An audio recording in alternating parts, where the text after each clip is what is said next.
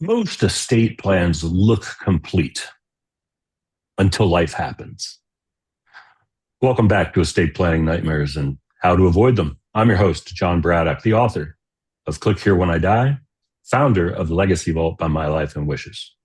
Today's guest is someone who doesn't just draft documents. She's redefining what it means to truly serve families through estate planning. Lauren Klein is the co-founder of Flourish Law Group, a boutique firm focused on estate planning, elder law, and probate. She has over 14 years of experience, an advanced tax law degree, a big law background, and she is a fellow of the American College of Trusts and Estate Counsel. So, yes, she knows her stuff. She's been featured in many media outlets, including AOL News, the Women Lawyers Journal of the National Association of Women Lawyers, featured by Mass Mutual, the CW Miami, the Daily Drip, and Voyage Miami, and has done recent collaborations with Memorial Hospital, Nova Southeastern University, and St. Thomas University with Benjamin L. Crump College of Law. Most recently, she was awarded the prestigious Corporate Council's Women's Influence and Power in Law Award and for the Mental Health and Well-Being Initiative. She lives in Fort Lauderdale with her husband and two young boys, ages 5 and 3, and she loves to travel, try new foods, and read as many books as possible. But what makes this conversation different is her focus on helping people not just plan, but flourish. Lauren, welcome to the show. Wow, thank you, Jon. That was such a great introduction. Wow, you're welcome. Well, I could go on. I'm totally impressed that, a, a wife, a mother of two young kids, and all your accomplishments and the things you have going on. I'm blessed you had enough time to come on and do a podcast with me. Oh, it's my honor. It's my honor. I've been looking forward to this. Great. I have as well. So, hey, let's start kind of at the beginning. I mean, you've got an impressive path, big law, tax specialization, being part of ACTEC. What pulled you into estate planning specifically, as opposed to all the other practice areas? Yeah, it's interesting. I had never planned on going to law school necessarily. I was a finance major, and I was interning at one of the big brokerage firms, about to graduate from undergrad, and it was 2008, 2009. And we all know what happened. And the broker I was working with was like, you might want to do something else for a little while. Just wait until this all blows over. It was a crazy time. And I decided to go to law school. I figured, okay, that will give me 3 years to kind of figure out what I want to do, 3 years for hopefully the economy to improve. So I went to law school, not really knowing what I was getting into or what I even wanted to do. Foreclosure back then was kind of the big thing, especially, in South Florida where I'm based. So I was like, oh, maybe I'll do something real estate related. I've always had an interest in real estate. And then I took a wills and trust class and I really, really liked it. It was the first class I took where something just clicked. I was enjoying it. It was interesting. And I had this kind of voice in my head that was like, oh, this is really finance. It's a different part of it, right? It's a different angle. It's a different side of the coin. And then I ended up taking a tax class. I was kind of coerced into it by one of the professors. It sounded awful. I had hated my accounting classes in undergrad. But I realized I really enjoyed it and I really enjoyed the tax code and kind of that way of analyzing the law. And that same professor encouraged me to get an LLM in tax, a master's in taxation. So I did that right after law school. I was like, oh, let's just add one more year, onto this whole journey, and the rest is history. And I feel like the universe, really kind of brought me back to where I thought I was going, just in a completely different way. Wow, that's interesting. And so, obviously there was like that moment or maybe a case early on that made this feel more personal than just legal work? Would that be a fair statement?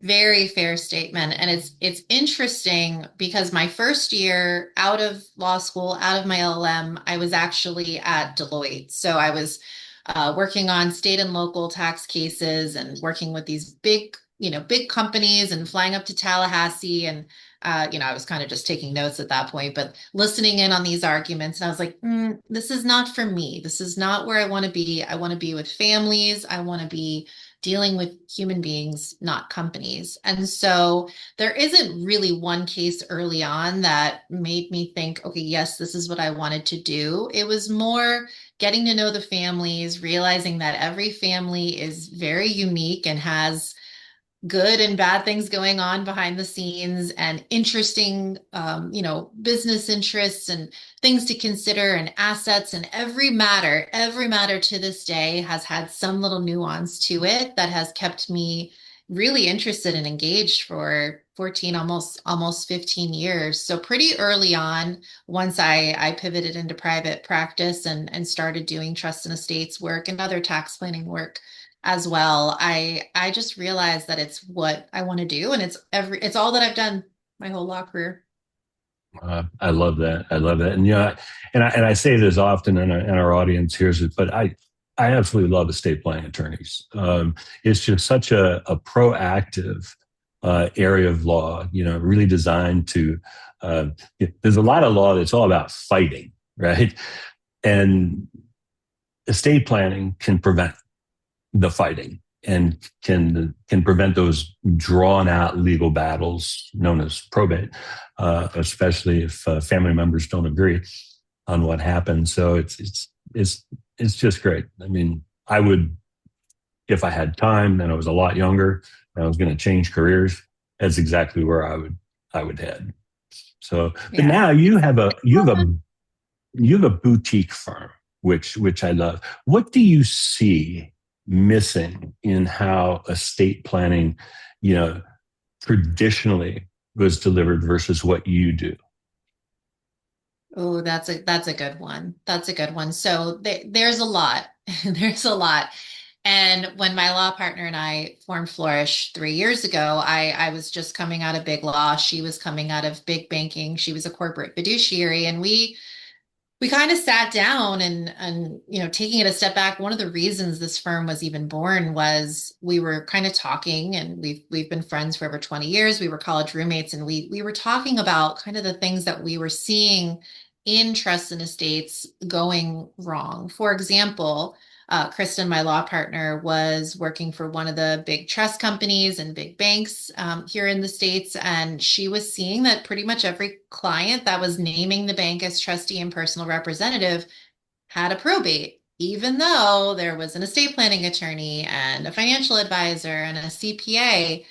And we were just talking about why is this happening? And so I think the biggest things that we have seen within our industry is being reactive instead of proactive. So not having in-depth conversations with your clients about what assets they have, how to protect those assets from probate, how to make sure there aren't family feuds, how to really dive into the family dynamic and what actually is going to happen when the plan is being implemented at incapacity or at death. There's a big issue with estate planning attorneys not helping clients retitle assets, or what we say often is fund the trust. Could be also retitling assets without a trust. But what we see day in and day out is sometimes the clients have great documents. Sometimes the documents aren't so great, but sometimes they have amazing documents. And that part was done, but all of their assets are still in their individual name, meaning there will still be a probate at the end of the day. And in my mind, that means the job was not nearly completed. So that is the biggest issue that we see. The other issue is a lack of follow-up. So we often see clients come to us with documents that are 20 plus years old, And there are things that don't make sense anymore. The children have grown up, laws have changed, estate tax exemption has changed, and there hasn't been any follow-up with the clients as to what new assets they have and the changes in the family and things like that. So I would say those are the biggest three, being reactive instead of proactive, a lack of education and assistance with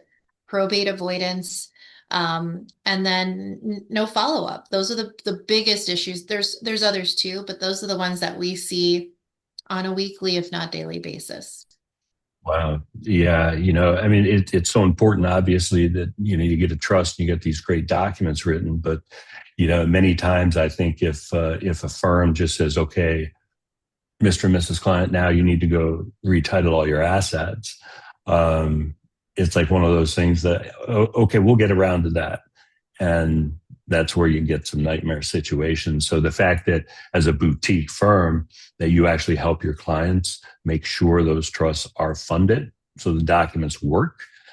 And what really resonates with me is, you mentioned the lack of follow-up. I've told this story several times, but after Michelle's father had died, and we went on the morbid scavenger hunt of trying to find things. And we finally found the will.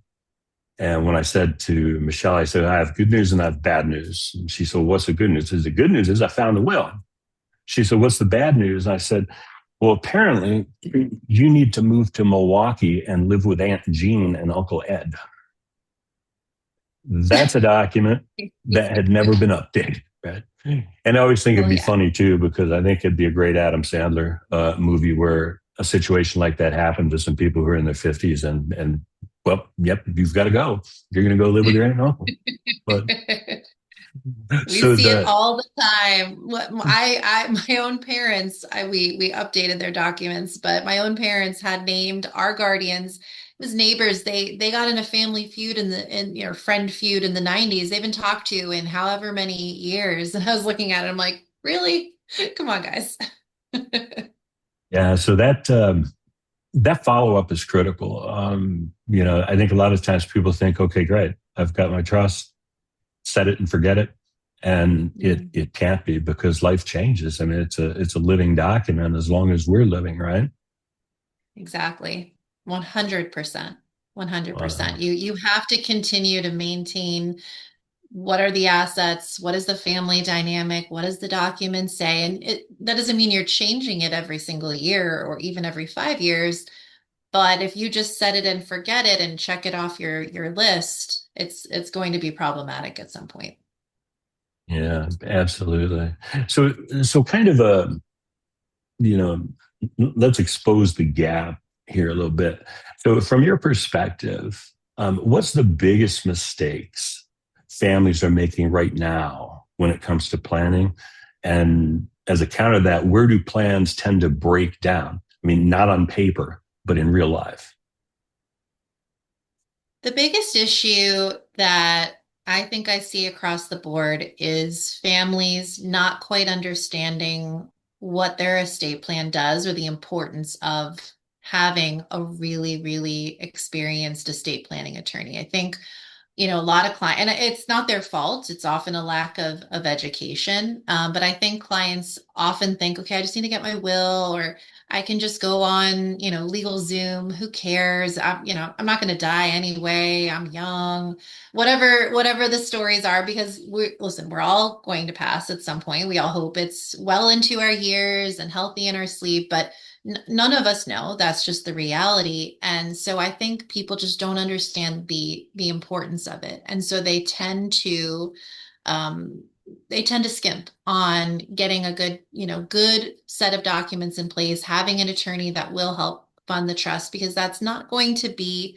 inexpensive. And I think when clients understand why they're doing it and the actual real life consequences and how it all works, they're much more willing to invest in their estate planning as an extension of their financial plan, because they're working so hard to build this wealth day in, day out. If they understand why and what that estate plan does, they're often a lot more willing to spend the money. And it's hard, right? It's not like vacation or anything where you get a dopamine hit. It's more of it's protection. It's protecting your legacy. So that's the biggest issue that I see from clients making decisions on what they're going to do with their planning. And also just lack of information and education. If you don't know why it's important, you're not going to do it. The biggest breakdowns I would see is kind of dovetailing off of that. It's when the client has maybe, paid just a couple $1,000s for something very simple. And what that estate planning attorney did, because they only were paid a couple $1,000s, is they gave them something extremely cookie cutter. They never got to know the family. They never really asked questions. They maybe didn't even figure out, are they dual citizens of other countries? Are there unique assets? Is there a child with substance abuse issues? Because maybe they just sent them a questionnaire and the client filled it out. And so the breakdown, unfortunately, typically occurs when it's too late, when it's too late to pivot and make the changes and educate. And so I think all of that, it highlights the importance of working with a really highly qualified estate planning attorney that will take the time to get to know you, get to know your family, will take the time to educate you and explain what everything is and what it does and why it does it. And again, has that process for following up to make sure that the plan, really continues to work. And the other thing I would say, just to piggyback off of that, is a lot of attorneys I have seen, they'll just kind of put in the documents whatever the client asks because that's easy, rather than asking, why do you want this language? Or what is your intention here? What are you trying to accomplish? Because there might be a better way to do it if the attorney takes the time to understand the goal behind the planning. Absolutely. And clearly you have a relationship and the rapport with your clients. And, you mentioned, some people just want to do it on the cheap and, maybe go to LegalZoom or somewhere and do it. And they got the package, or they go to Costco and they buy the wills and trust kit and DIY. Well, I'm pretty sure for most people, if they do a DIY will, it will be contested. And chances are, if they do a DIY trust, that will end up in probate because they won't know how to properly fund it and get it set up. Much less, I talked to an attorney a while back, a gentleman who was in Colorado actually put his trust together DIY using California forms. That Yeah. didn't have a very good outcome. No, Well, I mean, that's why. we have seen it all. We've seen clients accidentally disinherit children. That was one that we caught. A client sent us her Wow. DIY will, and we said, you named your daughter as personal representative, but not as a beneficiary. Is she a millionaire, or is there some reason you cut her out? You clearly trust her. And she said, "What? I did what?" And we're like, "Mm-hmm." Or we've seen where, the client just doesn't execute it properly under the law where they reside. So it's just a piece of paper. It doesn't do anything. We've seen a lot of issues. I mean, the reality is we even have a lot of clients who are lawyers because if they're not trust and estates attorneys, they're not going to know the pitfalls to watch out for and the right things to think about and how to retitle, or they're just not going to do it. They're not going to do it completely and it just doesn't work. And having a professional estate planning attorney with experience ask you the questions and explain what those things mean and then challenge you on them. Why? Why would you want it like that? That's where you're getting tremendous value. And, you can't always guarantee that a plan is foolproof, but it's as close as you're going to get. Yeah. Yeah. And if Um, the client explains, hey, these two children have this dynamic, or, hey, I want this business interest to transfer to this child, but the other child to be equalized, or whatever the situation is, could there be challenges? Sure. But the more information that the estate planning attorney has to put into the document to really make it as as perfect as possible is really going to help if there is a challenge. Because look, anyone can sue for anything, but if the documents are airtight and there's files with the conversations with the clients documenting why something was done the way that it was done, that's going to go a long way. Yeah, another estate planning attorney friend of mine has a book, and in it he's got a chapter that's called "Fair Doesn't Necessarily Mean Equal." Mm, And I think a lot of people think, all right, well, I have to, everything has to be divided up, equally between the children. But, you mentioned, maybe there's a family business and there's several children, but only one is involved in the business. And that might be a bigger asset. Um, but being fair doesn't necessarily mean equal, right? right. It's true. Yeah. It's true. So you named your firm Flourish Law Group. That's not typical legal branding, right? What does flourish mean to you, and why did you name it that in the context of estate planning? Well, starting with why we named it Flourish and not our own names, which is kind of, the norm.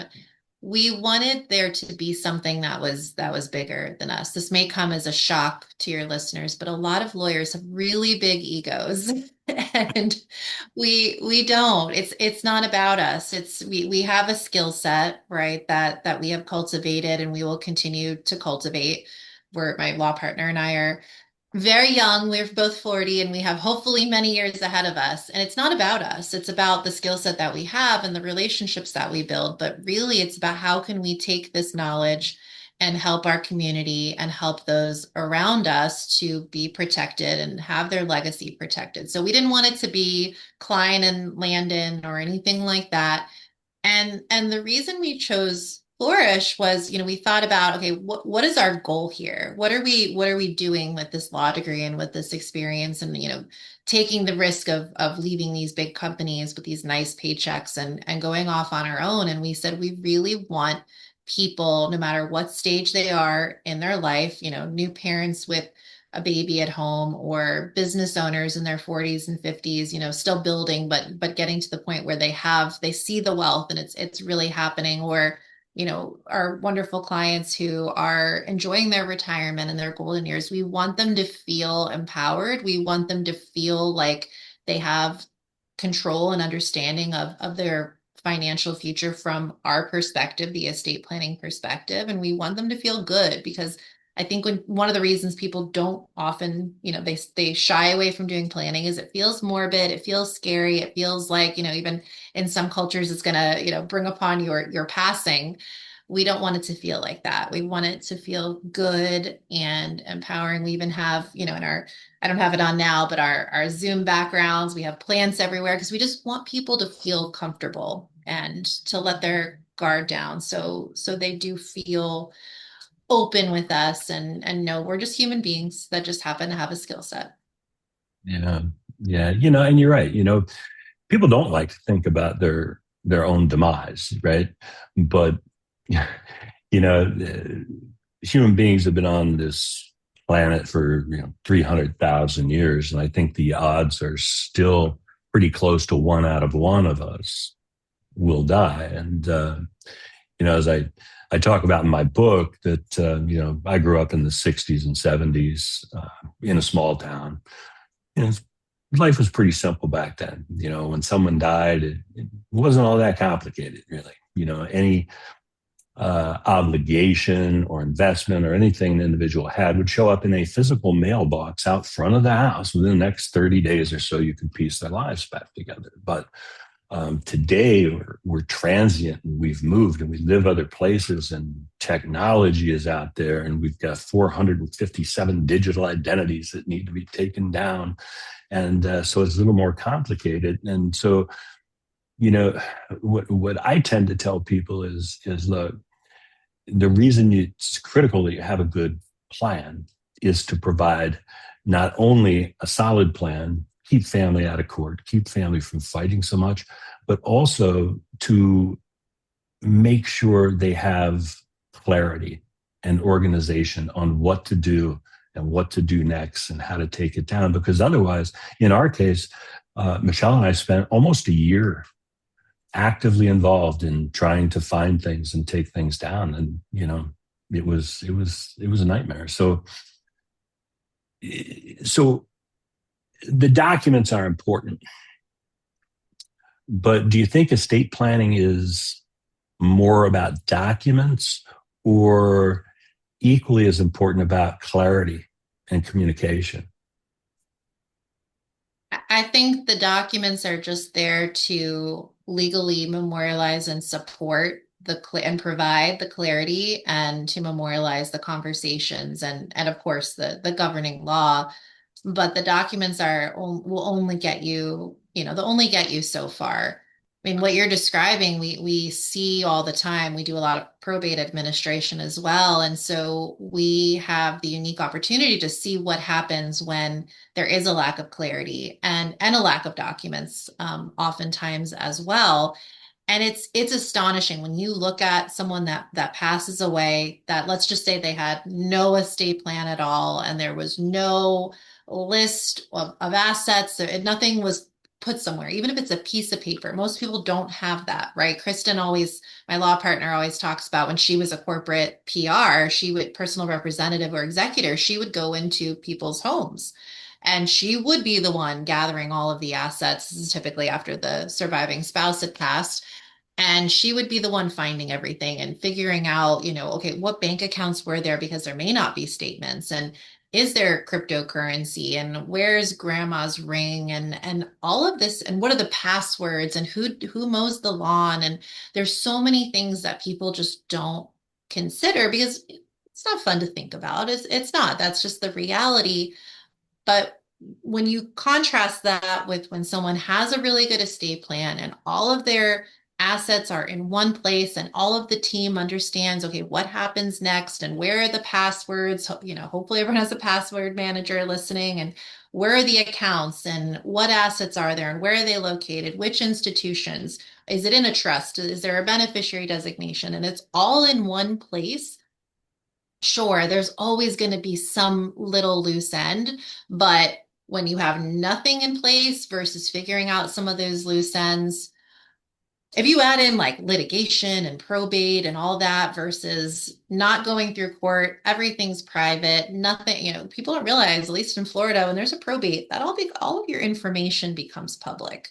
So we see, in a very, very horrible situation, nothing at all, but horrible, but unfortunately extremely common, versus when things are done right, it is astonishing. And we'll have a lot of our clients, their mom or their spouse has passed and they're like, normally I could do this. Normally administrative stuff is fine, but I'm in this fog of grief. And this is literally the last thing that I want to be. I don't want to be dealing with you, Lauren. I don't want to be signing papers and waiting for the creditor period to expire and what all the things that go into a probate, waiting for assets to be transferred, not having access for months, if not years. It's awful. And so yes, the documents are important, but the clarity and the conversations and the proper planning makes all of the difference. All of the difference. It really, and right now, like you said, we're transient, but also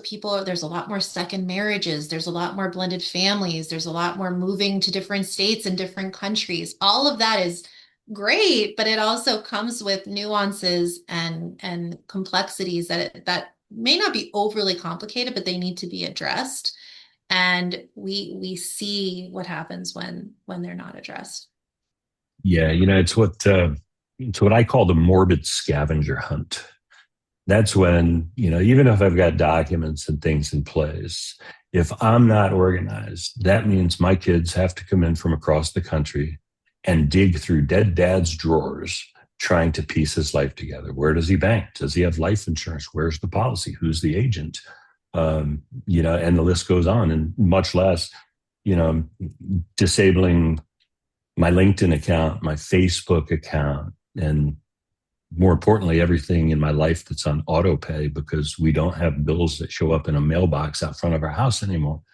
Everything's on auto pay or recurring pay. And Yeah. So yeah, I think a great estate plan is keeps family out of court, but also gives them the roadmap and the clarity of what they need.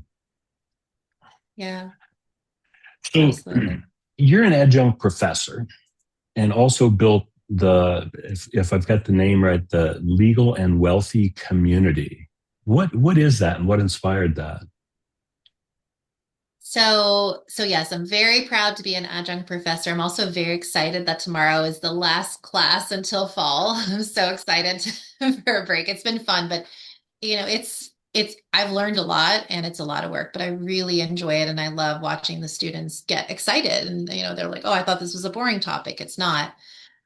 So that's been a lot of fun for me. And then Legal and Wealthy is a community for lawyers and law students who want to be happy millionaire lawyers. I mean, this is a completely different topic, although interrelated to money and estate planning is a big part of it.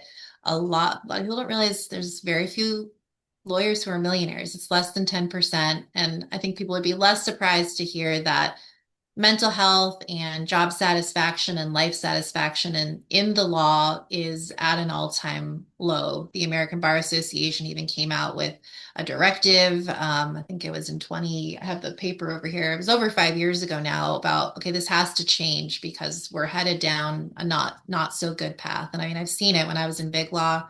Partners were having heart attacks in the office. A lot of divorce, a lot of alcoholism and drug use, and other not great things. And so I'm very passionate about because I love what I do, but I also want to be healthy and happy and, successful doing it. And so that's something that I'm really passionate about. What I love about that is because and the reason I asked you, because I think it cues up the next question for me. But again, a wife, a mother of two small children, a successful law practice. Um, there's a lot of stress that goes on. You've got deadlines with clients. You're trying to plan for them, but you have, soccer matches with your boys, and what's for dinner. We got to make sure we get homework done. How do you? What do you do for self care to keep you as the best attorney, wife, mother you can possibly be? I love this question. I think it's an important conversation for all of us. So the biggest things I would say that I do are one, delegation. I don't want to be superhero, superwoman. I don't want to do everything. I want to do the things that I really enjoy, like soccer matches, but I don't want to do laundry. I don't really want to go grocery shopping very often. I don't want to be scanning things in, within my law firm. So delegating so I can focus on either tasks that make me money or move my business forward, or tasks that are not even tasks, just time with my family that I enjoy. Delegation for me is huge. Meditation has been incredibly crucial, I would say, in my mental health. I would lie. I'd be lying if I say I did it every day. Before kids, I had a very complicated, very long early morning routine that was I did on a daily basis. Now it's when can I do it? When can I fit it in? But when I do, I feel so much better. Even within the legal and wealthy community, we meet every Monday morning to plan our week and schedule our workouts and schedule our self-care. And the first thing we do is meditate because it shifts the way that you then approach your day and your week. And then, I mean, this is not going to come as a surprise to anyone, but obviously working out, it's one of those things. Like I was listening to a Diary of a CEO, fabulous podcast episode the other day, and the host was like, we all want the quick fix, but the reality is we just need to work out and eat better and sleep well. Like there's no free lunch out there. You just got to do it. Like there's no magic pill. And so just making sure that I carve out the time to take care of myself has been, I would say, really, really important. And I would say the final thing is just I always tell myself none of this is real and we're not getting out alive. So we might as well just enjoy it, enjoy the ride and be the best versions of ourselves that we can be, and not take ourselves so seriously. Take our clients seriously, but I don't really take myself that seriously. Uh, I love it. I have my routines too, which are non-negotiables, and every morning I walk for anywhere from 4 to 6 miles right when the Mhm. sun comes up. It does two things. Number one, it helps keep me healthy. Number two, it clears the brain. I'm out in North Scottsdale, so I'm in the mountains in the desert, and I kind of get out there. I get it done for the day, but it gives me clarity to be able to talk to amazing human beings like you and record podcasts. I love Scottsdale, and I could definitely see myself walking 4 to 6 miles there. It's so beautiful and not as humid as here in South Florida. Not as humid. I spent 2 months on the West Coast in Fort Myers with my folks last summer, helping them with some things. And I meet people and they say, "Where are you from?" And I was like, "Oh, Wisconsin." And they look at me and they're like, "Oh my God, it's so hot there. How can you handle that?" And it was like, "Are you kidding me?" When I was there, I mean, it was in the 90s and the humidity was like 90%. It was like at 105 degrees. It doesn't feel near as bad as what this felt like in Florida. Oh yeah. Especially on the West Coast, there's less of a breeze than the East Coast. It will catch up to you in Fort Myers. Oh, indeed, indeed. So, hey, for someone who's listening right now, who hasn't started, or maybe has a plan that's been sitting in the desk drawer for 6, 7 years, what should they do first? The first thing I would do is, I mean, if you already have a plan and you liked the attorney that drafted the plan, contact them and say, "Hey, what is your process for making sure we stay on top of this?" And I mean, your answer might be, if you haven't heard from them, they don't have one. But say, "Hey, I heard in this podcast that really we should be meeting at, we do it every year, but at least every 2 to 5 years, making sure that everything still makes sense and see if they have a taxable estate or not. Maybe they need additional planning. Maybe there's been a change in the family, whatever it might be." And if they're like, I either don't have something or I don't really love the person that I worked with or they retired or whatever, just go on the American College of Trust and Estates Council, ACTEC, and look for attorneys in your area who are specifically focused on trusts and estates. And that is a good starting point. Not to say you can't find a great attorney who's not on there. That's not the case. But if you don't know anyone, that's a really good place to start. Also, ask your friends and family, who did you use? Did you like them? Did you feel like they were, friendly and someone that you could have an ongoing relationship with? Just get started. Even if you just book a couple consultations, find some attorneys that do some free ones, and just get the lay of the land. Take action. I always say in my legal and wealthy community, just like set a goal every single week, and you'll do it rather than like trying to do it all at once. Just do something and get some understanding, whether you have a blended family or you have a new baby at home or you have a business. Just get your arms around, okay, what do I need and what are the implications if I don't have it? That would be my best advice. That's awesome. Um, Lauren, this has really been fantastic. We're kind of up on our time here. What I really love about this conversation is it reinforces something we talk about like all the time. Again, estate planning isn't just about documents. It's about the direction. It's about the clarity, and ultimately, it's about making things easier for the people you love. Yeah. Where can people learn more about you and your work, or maybe work with you, especially if they're in your area in Florida? Yeah, absolutely. So you can find out more about us and our firm at our website, flourishlawgroup.com, spelled exactly as it sounds. I'm also very active on Instagram at lawyer Lauren Klein, and we have a Flourish Law Group on there too. And if you're not in Florida, I'm always very open to connecting you with someone wherever you're located. So feel free to just reach out and we can find you a good attorney or several attorneys. I'm in so many different networking groups, and we try to, really have people all over the country to make sure that we have the ability to support those around us. Those would be the best places to find me. I'd love to connect. I'd love to hear from your listeners and curious to hear what they learned from this episode or what they took away from our conversation today. Yeah, absolutely. And for our listeners, um, right below, I've dropped all of Lauren's contact information. So follow her on social channels and her firm, and reach out with any questions. And I like the fact that if you're in a different state, but you like, Lauren, she knows other Laurens around the country who are fellows in the American Council, um, and that's a great place to start. And that very gracious of you, Lauren, to be able to help people and send them in the right direction. Absolutely. So, to our listeners, thank you again, as always, for joining us on estate planning nightmares and how to avoid them. If today's conversation got you thinking, good, because that's the point. Because the worst estate plans aren't the ones that fail, they're the ones people think are complete. So, until next time, remember your life is your legacy.